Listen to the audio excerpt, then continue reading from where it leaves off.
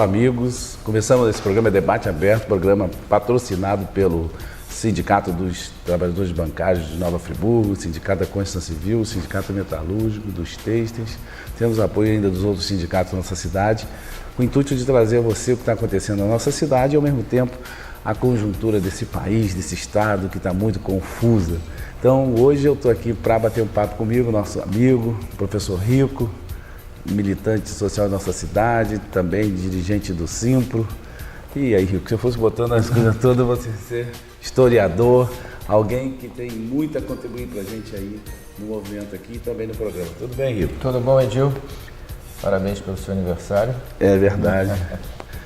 E aí, é mais um momento. Nós já travamos muita luta nessa cidade, né? É, rapaz. Nós estamos nisso há mais de 30 anos. Hein? Essa cidade já viu a gente nessa rua muitas vezes, né? É verdade. E aí, vamos precisar de muitas mais, porque a gente está vivendo um momento de um retrocesso político terrível, né? E uns ataques em cima justamente dos direitos dos trabalhadores.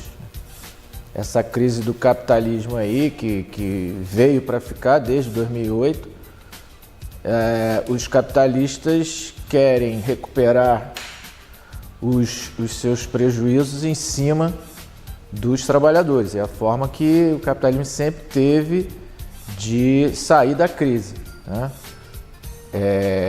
Retirando direitos, que esses direitos foram conquistados depois de muitos anos de luta, principalmente depois da Segunda Guerra Mundial, né? 1945 em diante, nós temos aí uma série de legislações que no mundo inteiro foram consolidadas por causa de um acúmulo de luta dos sindicatos, do movimento operário no mundo inteiro. E hoje, em função, a partir já dos anos 90, né? Os anos 80, final dos anos 80, dos anos 90, a gente já começou uma série de batalhas aí contra o chamado neoliberalismo, que era para vir justamente para desvalorizar a força de trabalho, né? Quanto mais barata a força de trabalho, melhor para as empresas recuperarem seus lucros. E a gente está vivendo hoje uma nova onda no Brasil, muito mais terrível. Mas, Henrique, existe uma crise mundial, isso é verdade, o capitalismo está em crise no mundo todo, né? E a gente vê os Estados Unidos com Donald Trump, com a Argentina agora, foi a eleição na Argentina agora, teve eleição que a parte conservadora ganhou de forma expressiva em relação ao posicionamento mais progressista. Isso prejudica, e o Brasil, pela sua característica mesmo de golpe, característica de concentração de renda, isso potencializa mais ainda, né? E na América Latina hoje a gente está vivendo uma situação muito complicada, né? São governos que estão assumindo, né, o poder ou pelo voto mesmo, ou por golpes, né? No caso do Brasil, um golpe midiático, um golpe parlamentar, jurídico, em cima de coisas que não se comprovaram, para fazer, né? O governo Temer veio para fazer o que ele está fazendo. Ele está se sustentando sem nenhuma base social, né?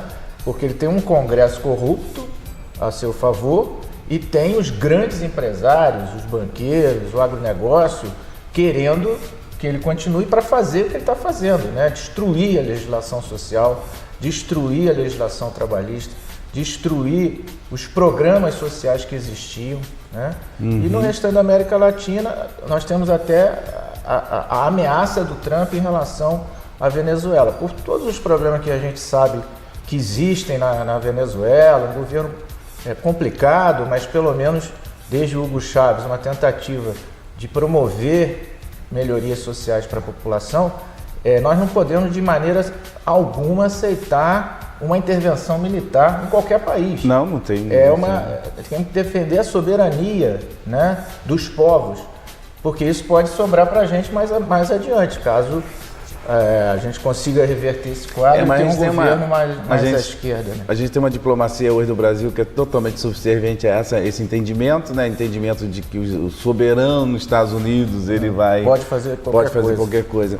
A gente tem, você viu, a conjuntura ela está tão complicada que o próprio governo Temer ele já adiou por 3 vezes o anúncio da questão do prejuízo que o Brasil tem, porque ele sabe muito bem que a crise é muito forte, ele sabe muito bem que existe uma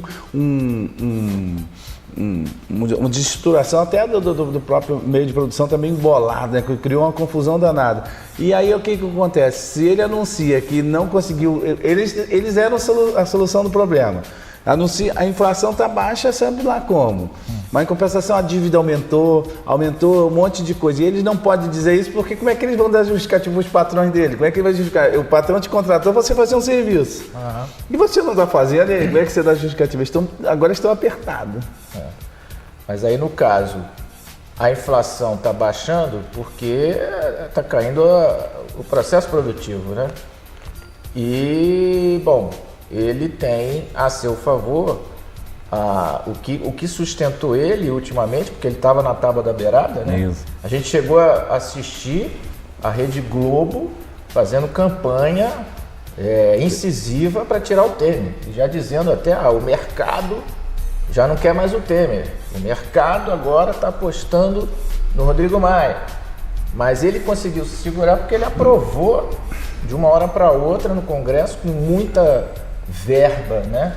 Liberação de emenda, uma corrupção desvairada, aprovou as reformas que interessavam aos capitalistas. É o que está segurando ele.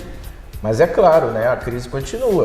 Ele não vai resolver a crise dessa maneira. Não vai resolver, porque quanto menos você investe, mais crise você provoca. Você vai empurrando com a barriga. E a gente vai fazendo em cadeia, o Estado do Rio está nessa crise.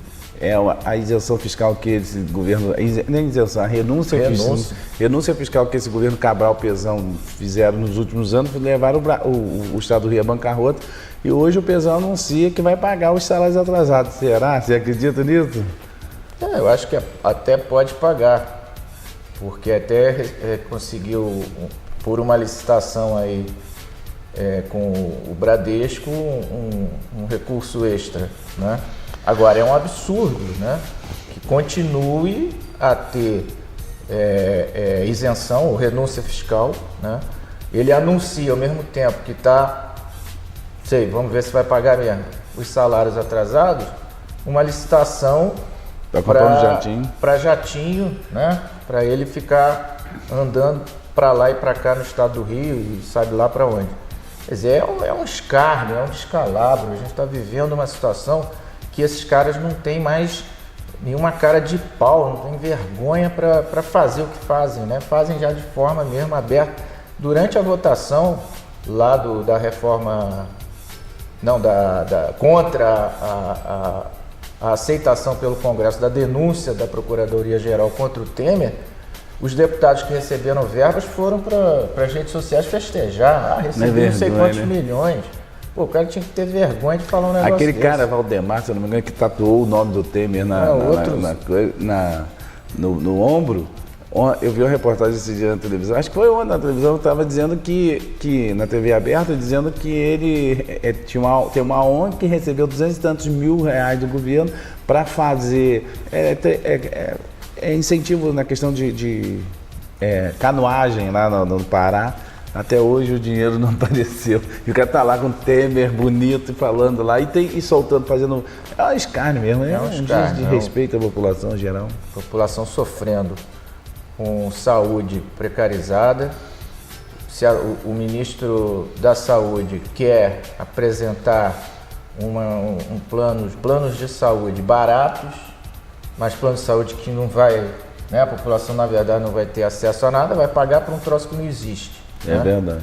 Quer privatizar tudo, né? Tá desmontando, tá acabando de desmontar o Sistema Único de Saúde.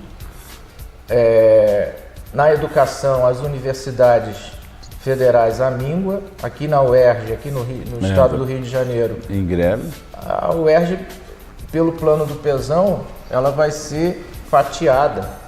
Vai começar a botar um curso para lá, outro vai começar a privatizar tudo, até acabar com a UERJ, né? E esse é o plano geral para o país. Escolas públicas, para quê?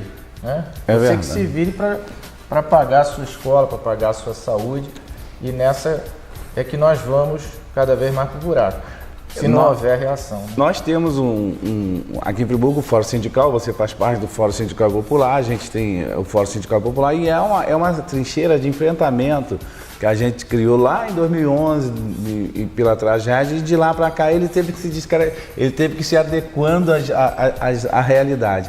E hoje o Fórum é o principal frente de enfrentamento à discussão das reformas, à discussão desse movimento que a gente vive de degradação dos direitos dos trabalhadores.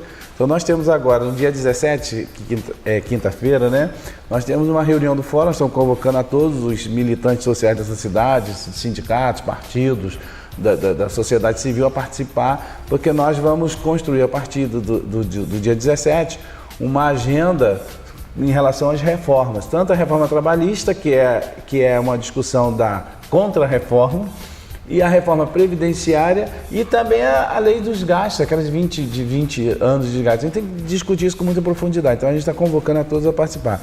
E no dia 26 nós temos já na OAB convocado um seminário, né, a partir das 9 horas da manhã, convocado pelo Fórum também, que nós vamos trazer a advogada que ela vai falar especificamente sobre a questão técnica da lei. É importante que a gente conheça dessa nova reforma trabalhista que prejudica, né, a reforma trabalhista que vem tirar totalmente os direitos dos trabalhadores.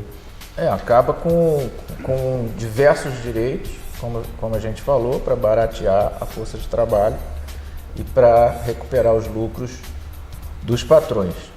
Então nós precisamos, através do Fórum, retomar os movimentos, voltar para as ruas. Nós conseguimos realizar aqui um grande movimento no dia 28 de abril, né, que foi um movimento nacional, uma greve nacional que conseguiu paralisar diversos setores da produção no país inteiro. Aqui a gente conseguiu paralisar momentaneamente o transporte na cidade ali no Paissandu, e depois fizemos uma grande manifestação à tarde, né? Infelizmente não conseguimos repetir esse movimento no dia 30 de junho, até porque nacionalmente algumas centrais já recuaram, né? Queriam negociar o inegociável lá no Congresso. Então nós temos que retomar, não tem outra maneira, porque essa reforma trabalhista que foi aprovada, ela tem que ser, a gente tem que voltar a criar um movimento forte para que isso... para garantia de direitos, né? Não, para voltar a ter os direitos, né? Para que essa reforma ela seja desfeita. Nós não podemos aceitar a aprovação disso por um governo como esse, uma quadrilha que tomou conta do Palácio do Planalto e um Congresso corrupto. E Rico, tem um detalhe seguinte, a gente tem, e a gente também tem uma conjuntura municipal não muito favorável, infelizmente. De maneira alguma. Nós estamos aí há mais de 100 dias do governo municipal, o governo municipal não deu muitas claras para que ele veio. Então o Fórum também vai ter que fazer um debate sobre as questões, seja do transporte, da saúde, da educação do nosso município, da infraestrutura.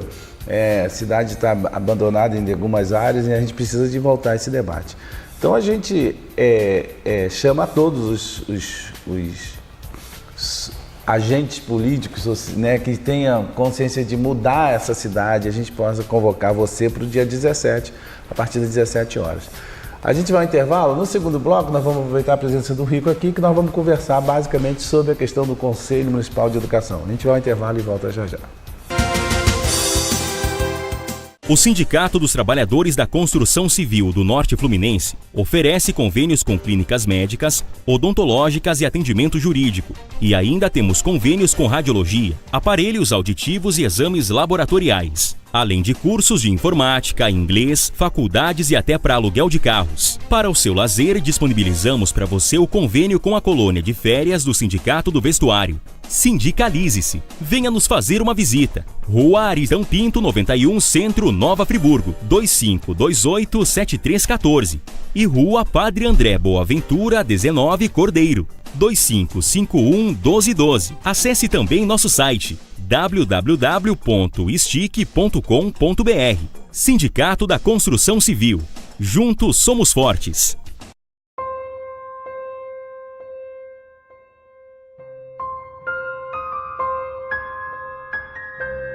Todos os dias tem alguma notícia por aí sobre a reforma da Previdência. Mas será que todo mundo está realmente ligado, ou melhor, está bem informado sobre os perigos que a PEC 287 pode representar? A proposta coloca em risco muitos direitos. Para começar, aumenta a idade mínima para aposentadoria para 65 anos de idade, tanto para homens quanto para as mulheres. E as perdas não param por aí. O tempo mínimo de contribuição para a Previdência passa dos 15 para os 25 anos.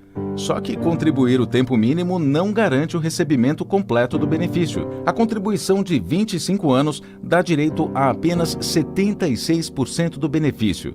Para conseguir receber o valor integral, os trabalhadores deverão contribuir, no mínimo, 49 anos. E para se aposentar integralmente com 65 anos e receber 100% da aposentadoria, o trabalhador deverá pagar o INSS a partir dos 16 anos de idade. Isso mesmo, a partir dos 16 anos de idade. São muitos outros pontos prejudiciais. A pensão por morte, por exemplo, benefício para quem perde o esposo ou a esposa, também vai mudar se a PEC 287 passar em Brasília.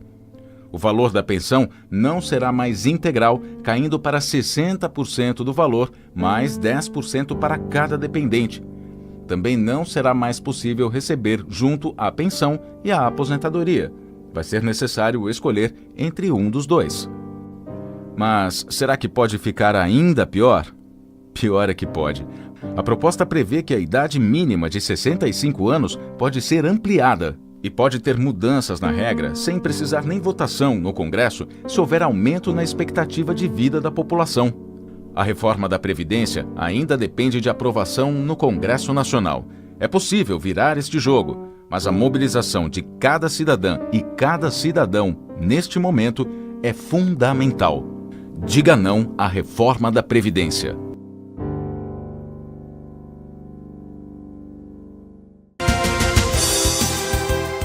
Olá, amigos, voltamos com o programa Debate Aberto, programa feito para você, trabalhador friburguense, para toda a sociedade de Nova Friburgo, e a gente convoca você a mandar sugestões para a gente, nosso e-mail sindicatosemmovimento@gmail.com, através do Facebook. Nós temos um canal no YouTube também que você pode assistir a reprise desse programa.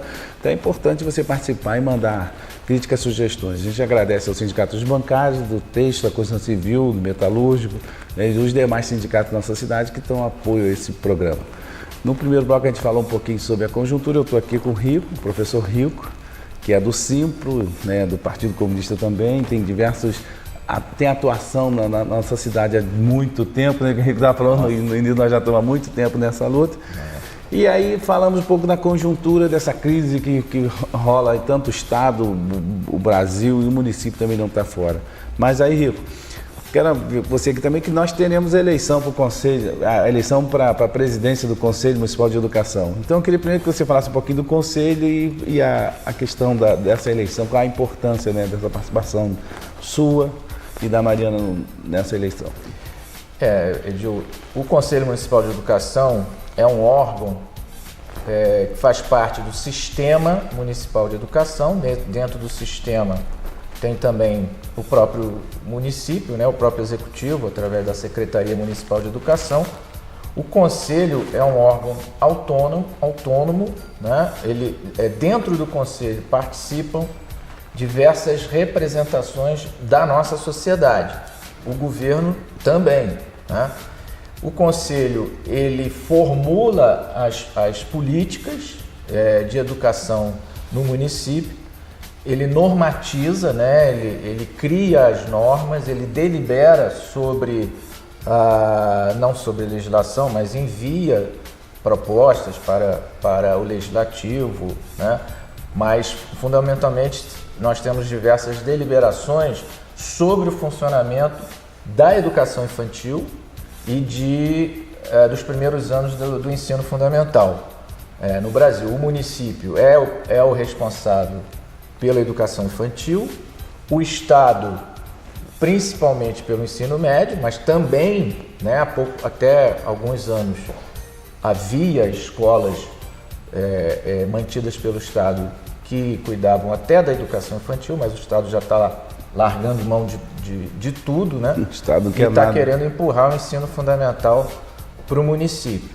E a esfera federal cuida do ensino superior, né? Então, aí o Conselho Municipal de Educação, ele além de deliberar, né, por exemplo, sobre idade que a criança pode entrar na educação infantil e outras normas, ele também fiscaliza, né? Ele fiscaliza as escolas, ele autoriza o funcionamento de escolas. Por exemplo, quem quiser abrir uma escola particular tem que passar pelo conselho, tem que enviar documentação, o conselho tem que visitar a escola para ver se as instalações são adequadas, para ver se o programa pedagógico é adequado, né? Então tudo passa pelo Conselho Municipal de Educação. Nós tivemos uma grande conquista a partir de 2011, porque o conselho existe desde 97, mas ele era quase que uma extensão da Secretaria Municipal de Educação. O secretário era o presidente do conselho. Em 2011 nós conseguimos mudar isso. Como que a própria sociedade ia fiscalizar? O governo não fiscaliza a si mesmo. É verdade. Né? Então, na verdade, não tinha conselho, era um apêndice, era uma coisa formal, só para cumprir a lei. Mas a partir do momento que educadores comprometidos com a educação pública de qualidade, os próprios sindicatos começaram a forçar por dentro do conselho, nós conseguimos alterar a lei. A composição do conselho hoje é diferente, são 15 membros, sendo que apenas 4 representam o governo, o restante é composto pelas entidades da própria sociedade civil, pelos sindicatos, tanto dos trabalhadores quanto do próprio sindicato patronal, representação da Câmara Municipal, representação do Conselho Municipal de Direito da Criança e do Adolescente, representação das instituições de ensino superior na nossa cidade. Então a sociedade civil, e mais importante que tudo, né, tem uma representação da sociedade civil organizada, cujos membros eles são eleitos dentro de um fórum. De 2 em 2 anos, a gente organiza esse fórum, esse grande encontro. Nesse ano, por exemplo, nós tivemos em maio, na Câmara Municipal, o maior encontro da história do Conselho, que reuniu na Câmara 400 pessoas. É muita representatividade. E foram inscritos, chegaram a se inscrever 600 pessoas. A gente estava até preocupado, não vai caber, né? Mas foi um encontro muito importante, porque demonstrou que a representatividade do Conselho e o interesse das pessoas em participar, né? Ali foram eleitos os representantes da sociedade civil, ou seja, dos pais e estudantes, dos conselhos escolares das escolas, né?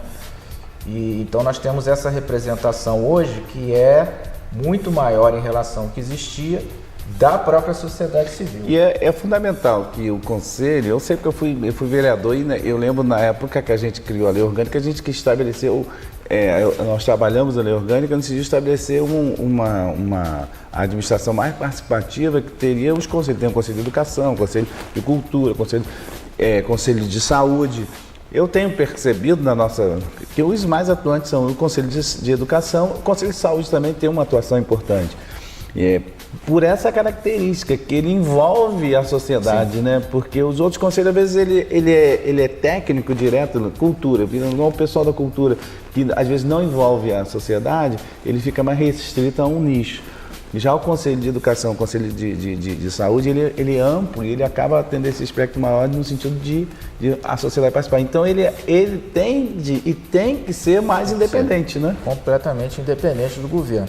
Nós conseguimos, né, nesses anos todos, eu estou no Conselho há 10 anos, né, e sempre que eu represento o sindicato dos professores das escolas particulares, E esses anos todos que eu tive lá, eu sempre tentei ao máximo contribuir para ampliar essa participação popular. Como você disse, não tem sentido, né? O conselho que lida com a questão da educação, que formula, que delibera, que fiscaliza, se não tiver a participação do maior interessado, que é o pai do aluno, o estudante, né? Aquele que usa a educação, aquele que vive a educação no município.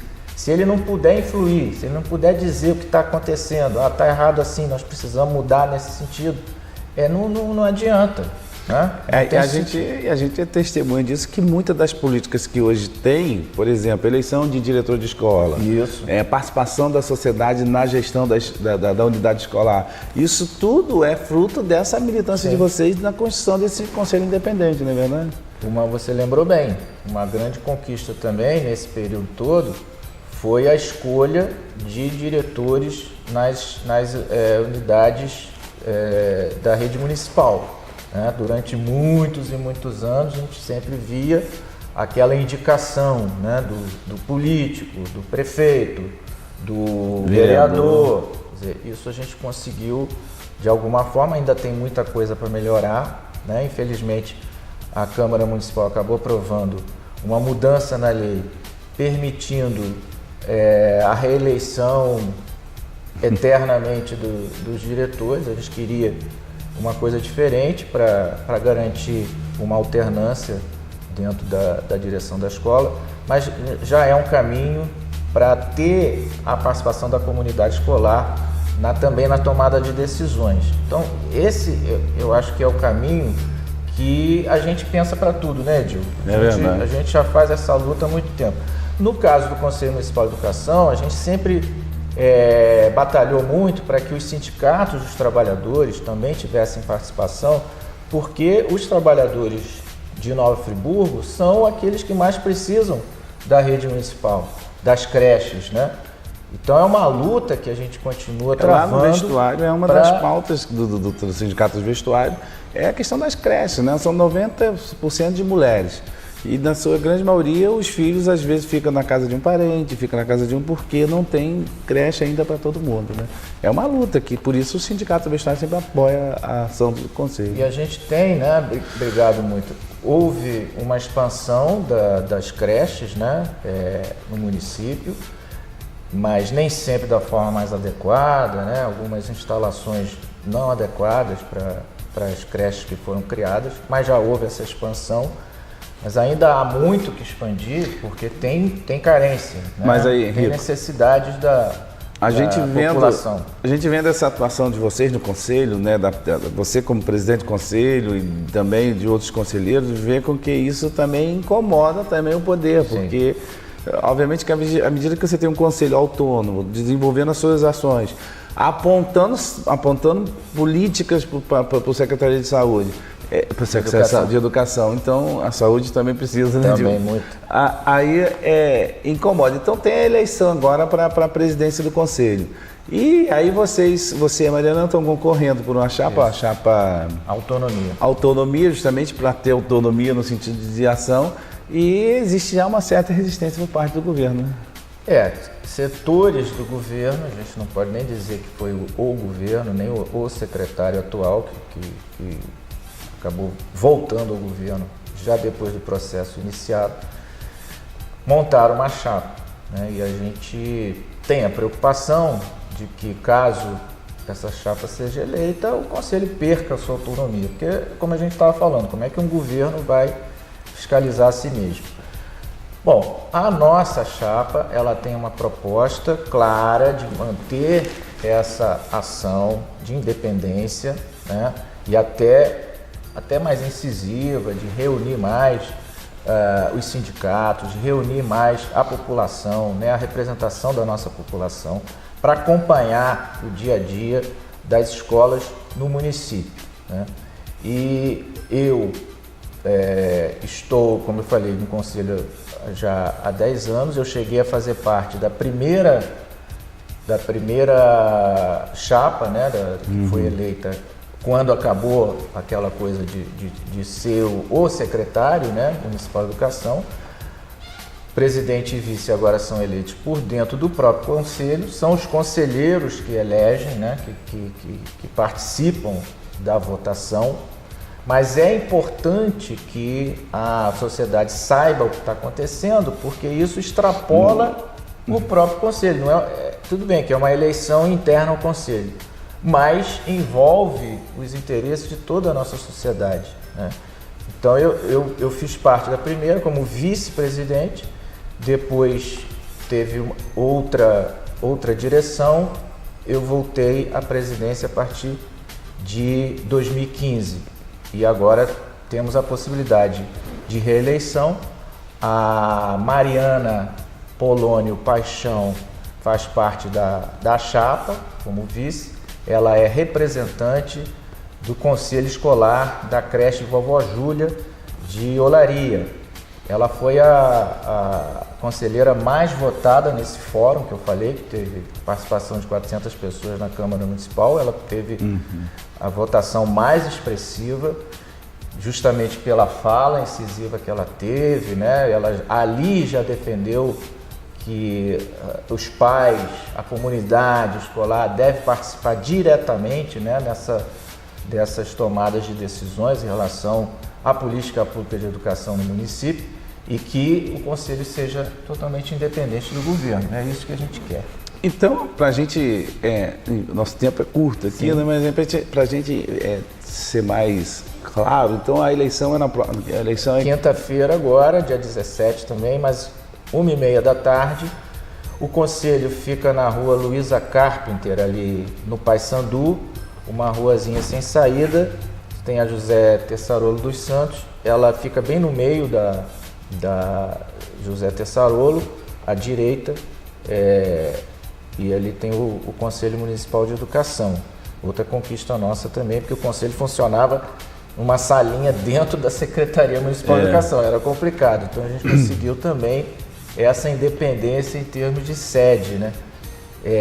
Então ali funciona, as reuniões elas acontecem de 15 em 15 dias, e toda quinta-feira de 1h30 até umas 4h30, e nesta quinta vai ser a eleição, né, a partir de 1h30. E é aberto? Aberto, as pessoas podem ir lá, conferir e participar com direito à voz. No dia da eleição vai ser mais complicado porque temos todo um procedimento a cumprir, né? As chapas se apresentam seus planos de gestão, há uma discussão interna, né? Os conselheiros fazem perguntas e tal, e depois tem a eleição, tem a votação. Mas em reuniões normais, né? A gente divulga no site do Conselho, temos a possibilidade da participação aberta da comunidade, quem quiser participar pode participar e tem direito a falar. Então é isso, então a gente chama aí a você, conselheiro, né? A gente aqui faz um apelo aos conselheiros de educação do município que foram eleitos, essa responsabilidade da gente manter o conselho independente, um conselho atuante que de fato ele aponte para as saídas, para a melhoria da educação pública, né? Que a gente defende a educação pública e de qualidade do nosso município. Então a gente espera que vocês tenham consciência e vote, né, a chapa alternativa. Autonomia. Alternativa e autonomia quase que dá. Eu estava ouvindo Raul Seixas no carro agora, por isso. Então, autonomia, então que a gente tem aí continuidade desse trabalho do Conselho. Henrique, eu quero agradecer a sua participação aí e dizer que o programa está sempre aberto para os debates e trazer, não abandone a gente. Não, jamais. Porque só me chamar, mano. A ideia do programa é justamente trazer você, o movimento social de Friburgo, pessoas que possam contribuir para a construção de uma cidadania plena no nosso município. Então, muito obrigado pela sua participação. Estamos à disposição. Obrigado aí. Gente, obrigado aí pela participação, pela audiência e até o próximo programa. Um abraço.